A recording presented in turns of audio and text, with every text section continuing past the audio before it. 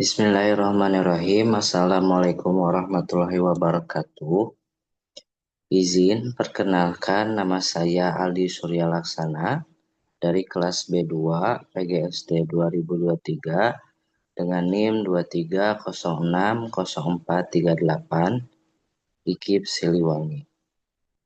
Di sini saya akan membuat sebuah pemaparan terkait dengan beberapa topik yang saya ambil dari mata kuliah landasan dan pengelolaan kependidikan. Adapun 3 tema besar yang nantinya akan dibahas pada video ini, yaitu tentang landasan dan pengelolaan kurikulum pendidikan, ke pengelolaan peserta didiknya, dan lanjut lagi ke pengelolaan tenaga pendidik dan kependidikannya. Langsung saja, tanpa berlama-lama, kita masuk ke pembahasan yang pertama mungkin ya. Tapi sebelum itu, izinkan saya ini memaparkan pertama dulu identitas dari diri saya sendiri beserta dosen pengampu pada mata kuliah hari ini.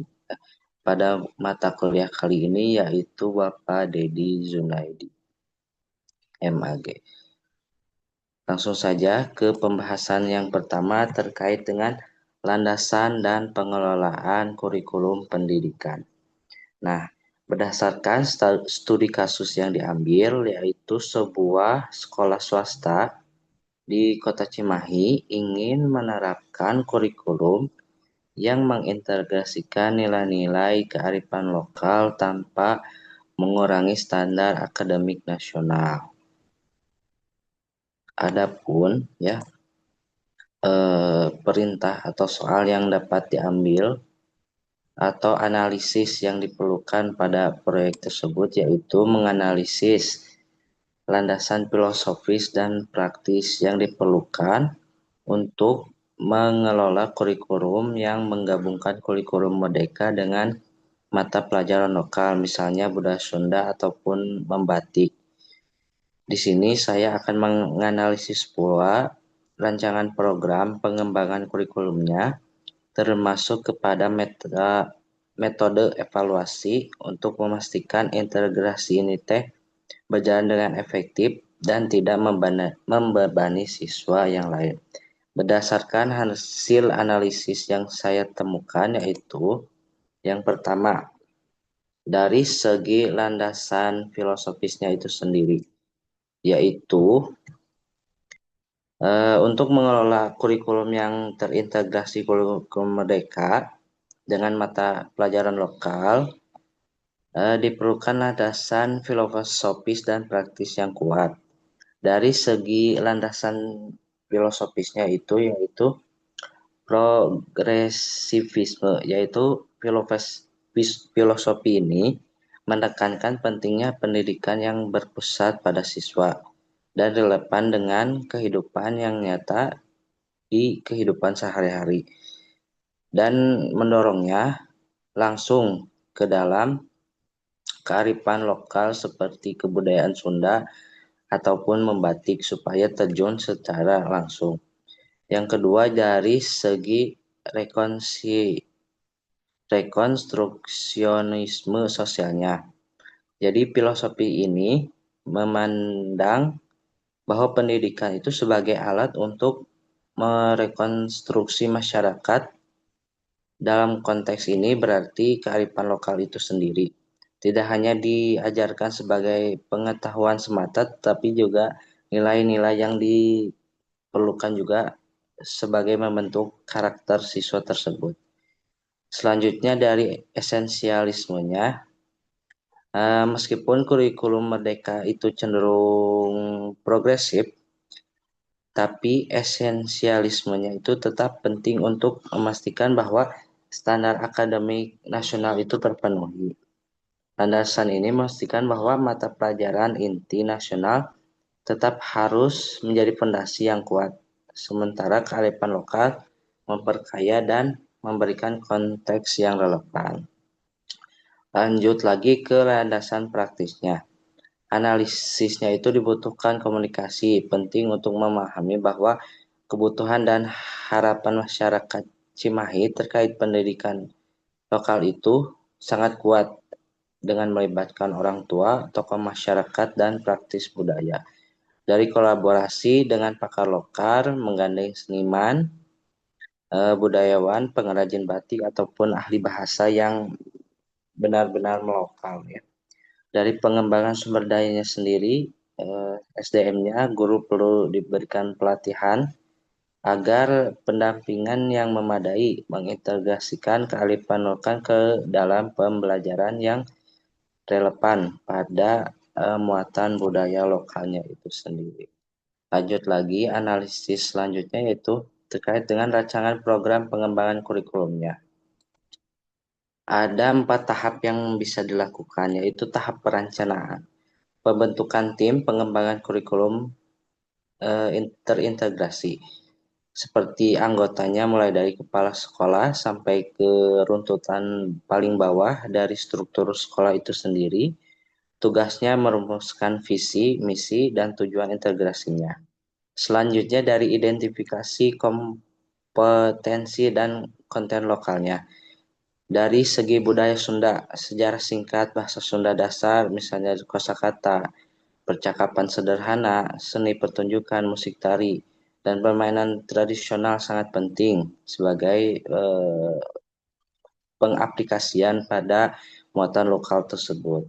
Misal lanjut lagi dari segi membatiknya, lebih digaungkan batik-batik lokal yang dapat memuat atau mengembangkan kearifan lokal di daerah tersebut. Selanjutnya dari pemetaan dan penyelarasan kurikulum. Yang pertama, identifikasi dulu irisan antara capaian pembelajaran dengan kurikulum merdekanya. Selanjutnya, integrasi dapat dilakukan melalui misalnya proyek kolaborasi, proyek V5, proyek penguatan profil Pancasila, dengan tema kearifan lokal yang melibatkan kebudayaan Sunda tadi. Misalnya dari selanjutnya, contoh lanjutnya, pembelajaran berbasis tema, yaitu mengembangkan tema tertentu, misalnya warisan budaya Sunda, yang mengintegrasikan dengan mata pelajaran yang dipelajari di sekolah tersebut. Yang keempat, terkait dengan pengembangan modul ajar dan bahan ajarnya. Bentuk tim TPKI bersama guru terkait, ya, mengembangkan modul ajar yang memadukan materi nasional dan lokal, membuat atau mengumpulkan sumber belajar yang relevan seperti video, menggunakan video, artikel, narasumber, atau kunjungan secara langsung ke lapangan. Dari segi tahap implementasinya, pelatihan dan pendampingan guru, mulai dari workshop, pelatihan khusus tentang konten budaya Sunda dan batik oleh pakar lokal, maupun pelatihan metodologi pengembangan yang inovatif. Yang kedua, dari pilot project. Jika memungkinkan menerapkan kurikulum integrasi pada beberapa kelas terlebih dahulu untuk mengidentifikasi tantangan dan area perbaikan yang perlu diperbaiki pada suatu sistem yang ada di sekolah tersebut.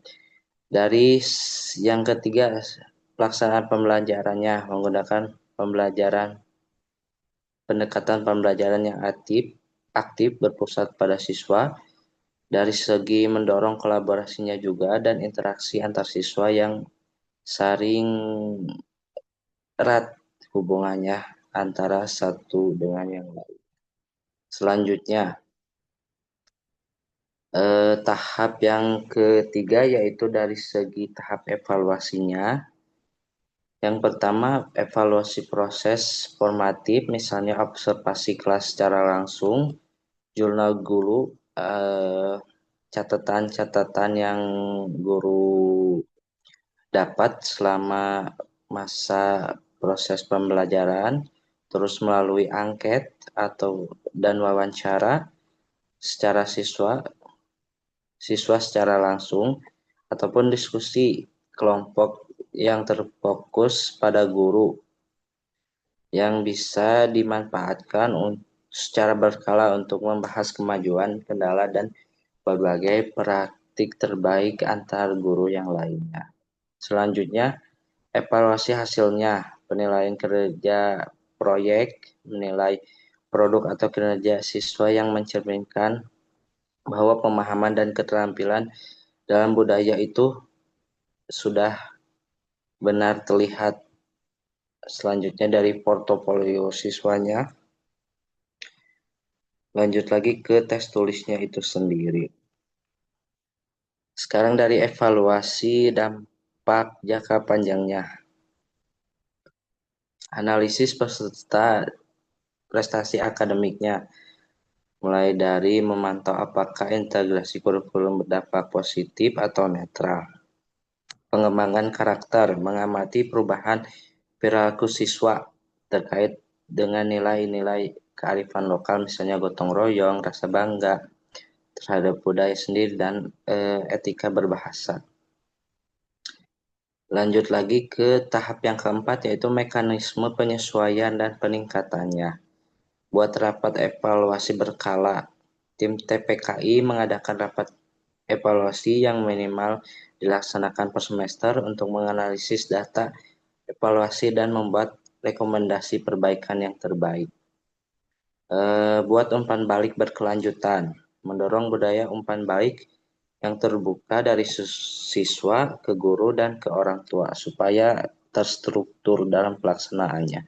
Revisi kurikulum, melaksanakan revisi pada kerangka kurikulum, misalnya modul ajar, ataupun ada metode pengajaran yang berdasarkan hasil evaluasi itu tidak sesuai dengan kinerja yang diperlukan. Dan yang terakhir, pengembangan profesional berkelanjutan, menyediakan peluang pengembangan profesional bagi guru untuk terus meningkatkan kompetensinya agar mereka dapat mengintegrasikan pembelajaran nasional dengan muatan kearifan lokal yang bisa digunakan.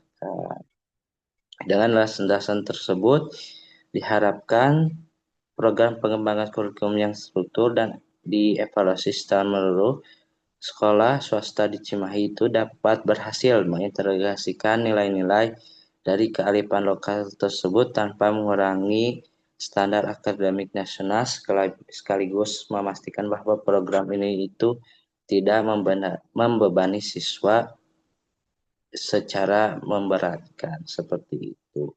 Lanjut ke pembahasan yang kedua terkait dengan landasan dan pengelolaan peserta didik. Dari berdasarkan studi kasus, dapat dilihat bahwa sebuah madrasah baru menghadapi tantangan dalam mengelola peserta didik dengan latar belakang sosial ekonomi yang sangat beragam, termasuk beberapa siswa dengan berkebutuhan belajar khusus. Dapat dilihat ya latar belakangnya terkait dengan siswa dengan berkebutuhan belajar khusus dan latar belakang sosial ekonomi yang mempengaruhi tantangan dalam pengelolaan peserta didik di suatu madrasah tersebut. Dari pertanyaan yang dapat dianalisis bahwa kita dapat simpulkan dari pertanyaan tersebut, jelaskan landasan psikologis dan sosial yang harus menjadi dasar pengelolaan peserta didik di madrasah tersebut, dan buat rancangan sistem layanan peserta didik yang holistik, termasuk pada program bimbingan dan konseling, serta strategi atau adaptasi kurikulum untuk memenuhi kebutuhan keberagaman siswa tersebut. Berdasarkan hasil analisis yang telah saya temukan, dapat disimpulkan bahwa dari segi landasan psikologis dan sosial pengelolaan peserta didik dapat dibagi jadi dua tahapan. Dari landasan psikologisnya sendiri, yaitu psikologis perkembangan. Madrasah harus memahami bahwa peserta didik berada pada berbagai tahap perkembangan yang kognitif, emosional, sosial, dan moralnya. Ini berarti pendekatan pengajaran dan bimbingan harus sesuai dengan usia dan tingkat kematangannya. Yang kedua, dari psikologi kognitifnya. Landasan ini menekankan bahwa siswa memproses informasi belajar, menyelesaikan masalah, dan meningkatkan suatu keaktifan siswa. Madrasah perlu menerapkan strategi pengajaran yang mempertimbangkan gaya belajar siswa yang beragam, mempromosikan berpikir kritis, dan mengembangkan keterampilan metakognitif. Belajar bagaimana caranya belajar seperti itu. Yang ketiga, dari psikologi humanitisnya. Filosofi ini berpusat pada potensi individu untuk tumbuh dan mengembangkan diri mereka. Hal ini harus diciptakan di lingkungan yang mendukung harga dirinya supaya terus berkembang. Selanjutnya, dari teori belajar sosial atau Bandura. Landasan ini menekankan bahwa siswa belajar melalui observasi, imitasi, dan pemodelan. Lingkungan madrasah harus menjadikan teladan positif dari guru dan teman sebayanya sebagai pemanfaatan yang berguna pada proses tersebut. Dari yang kelima, dari psikologi inklusifnya. Khusus untuk siswa berkebutuhan khusus, landasan ini menegaskan hak setiap anak untuk belajar bersama dalam lingkungan yang saling suportif. Selanjutnya, dari landasan sosialnya. Sosial pendidikan yang pertama. Madrasah adalah agen sosial yang penting. Jadi ia itu harus memahami bagaimana latar belakang siswa dan ekonomi siswa mempengaruhi pengalaman belajar dan pandangan dunia terhadap mereka. Ini termasuk mengatasi kesenjangan yang mungkin akan timbul dari perbedaan akses terhadap sumber dayanya. Yang kedua, dari teori ekologi perkembangan Brown Van Brenner. Landasan ini menekankan bahwa perkembangan anak dipengaruhi oleh berbagai sistem lingkungan yang saling berinteraksi. Hal ini harus aktif membangun jembatan antara sekolah, keluarga, dan komunitas. Ini berarti melibatkan orang tua dalam memahami dinamika suatu keluarga siswa tersebut. Selanjutnya, dari multikularismenya dan pluralismenya. Dengan keberagaman latar belakang sosial ekonomi, madrasah itu harus merayakan dan menghargai keberagaman sebagai kekuatan. Hal itu sangat baik karena akan berpengaruh positif terhadap proses pembelajaran yang ada di sekolah tersebut. Selanjutnya yaitu terkait dengan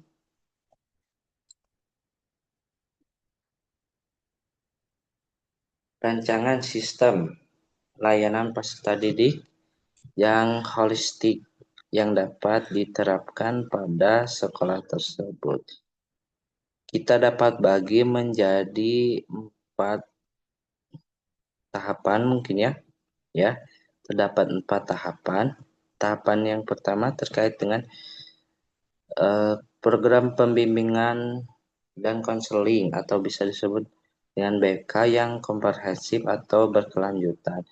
Pertama, bimbing kepribadian sosialnya, identifikasi dini, konseling individu, bimbing kelompok, dan edukasi anti-bullying dan toleransi dapat berguna bagi pencegahan bullying dan pengembangan toleransi yang sangat penting di lingkungan yang sangat beragam itu. Bimbingan belajar, klinik belajar atau tutoring, melalui workshop keterampilan belajar, identifikasi gaya belajarnya, membantu siswa untuk memahami bahwa gaya belajar mereka sendiri dan mengembangkan strategi belajar yang paling efektif bagi guru supaya menemukan titik temu antara guru dan siswa tersebut. Selanjutnya yang ketiga terkait dengan bimbingan karir, eksplorasi minat dan bakat siswa, informasi karir yang dapat diterima, dan kunjungan karya atau sosok inspiratif yang membuat siswa jadi bersemangat dalam memperoleh bimbingan karir supaya meningkat untuk menjadikan bahwa pembelajaran itu lebih meningkat lagi terhadap karir si anaknya. Yang keempat, terkait layanan khusus untuk ABK, mulai dari identifikasi dan asesmen, individualism education program atau IEV, mengembangkan kolaborasi multidisiplin, dan pendidikan pendampingan khusus atau GPK.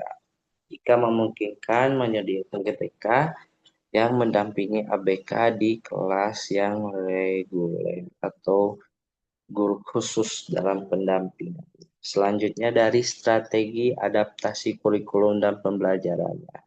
Diferensiasi pembelajaran mulai dari konten, proses, dan produk serta lingkungan belajarnya, menata ruang kelas yang fleksibel dan mendukung berbagai aktivitas dapat digunakan sebagai strategi dalam pengadaptasian hal tersebut.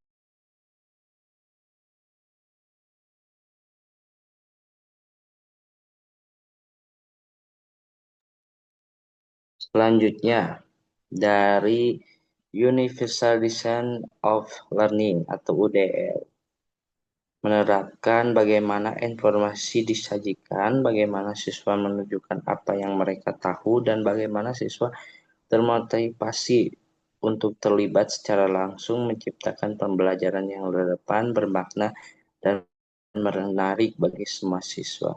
Berikan pilihan dan otonomi minimal gangguan dan bangun komunikasi kelas yang positif supaya tidak terjadi hal-hal yang tidak diinginkan. Selanjutnya yang ketiga, modifikasi dan akomodasi kurikulum untuk ABK. Dari segi akomodasi, penyesuaian metode pembelajaran atau lingkungan belajar yang tidak mengubah standar atau isi kurikulum tersebut, penggunaan teknologi edukasi, ya, memanfaatkan aplikasi, software, atau perangkat kelas yang dapat mendukung pembelajaran, menyediakan akses pada komputer atau tablet bagi siswa yang benar-benar membutuhkan pada pembelajaran berdiferensiasinya, dan dorong pembelajaran komparatif dan per learning. Mengatur kelompok belajar heterogen di mana siswa dengan kemampuan berbeda dapat saling membantu dan belajar antara satu sama yang lain. Selanjutnya ke tahap yang ketiga, yaitu keterlibatan orang tua dan komunitas reguler yang terbuka, mulai dari menjalin komunitas yang efektif dan empatik dengan orang tua, terutama bagi mereka yang mungkin dari kendala bahasa, aksesibilitas, atau kesibukan, menggunakan berbagai media seperti surat, telepon, ataupun pertemuan secara langsung.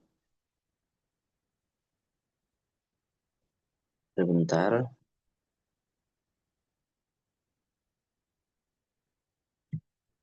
Sekarang dari program edukasi orang tuanya itu sendiri mengadakan workshop dan seminar bagi orang tua tentang pengasuhan yang positif, keterlibatan komunitas, memanfaatkan sumber daya komunitas, misalnya perpustakaan umum, pusat kegiatan masyarakat, tokoh agama, dan lembaga sosial lainnya. Mengundang narasumber dari berbagai profesi dan latar belakang yang dapat mengembangkan karir terhadap suatu sosok yang istilahnya bermakna bagi anak tersebut. Dan yang terakhir, pengembangan profesional guru dan stafnya, pelatihan inklusif, memberikan pelatihan berkelanjutan kepada semua guru tentang psikologi perkembangan anak dan identifikasi kebutuhan belajar yang khusus, pelatihan bimbingan konseling, menguatkan kapasitas guru BK dalam melaksanakan program BK yang komprehensif termasuk dengan konseling yang krisis dan rujukan ke arah lebih yang profesional dan sensitivitas budaya dan sosial melatih guru untuk memiliki sensitivitas terhadap latar belakang sosial ekonomi dan budaya siswa yang beragam, menghindari stereotip dan mempromosikan lingkungan belajar yang adil.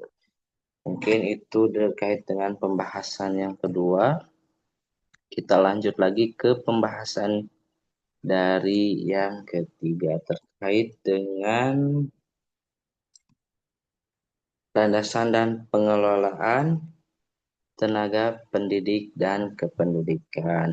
Berdasarkan dari studi kasus yang dapat diambil. Di suatu yayasan pendidikan, Cahaya Siliwangi ingin meningkatkan kualitas pendidikan di 3 sekolah mereka yang mereka kelola, tetapi dengan anggaran yang terbatas. Selanjutnya,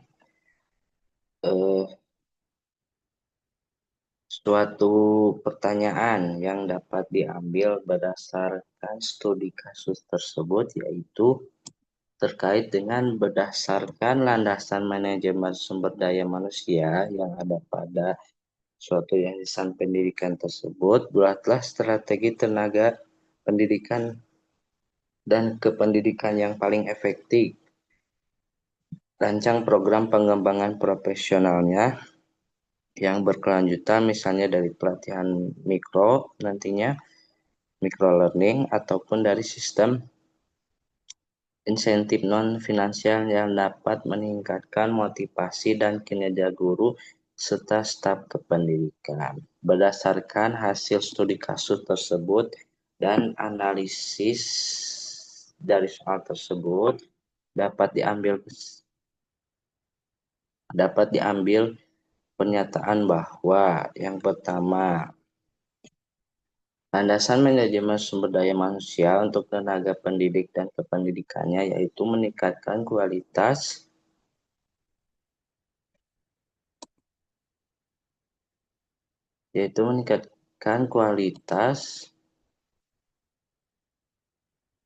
sebentar,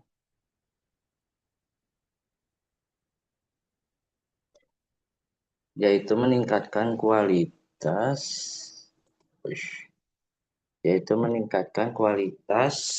pembelajaran di Yayasan Pendidikan Cahaya Siliwangi.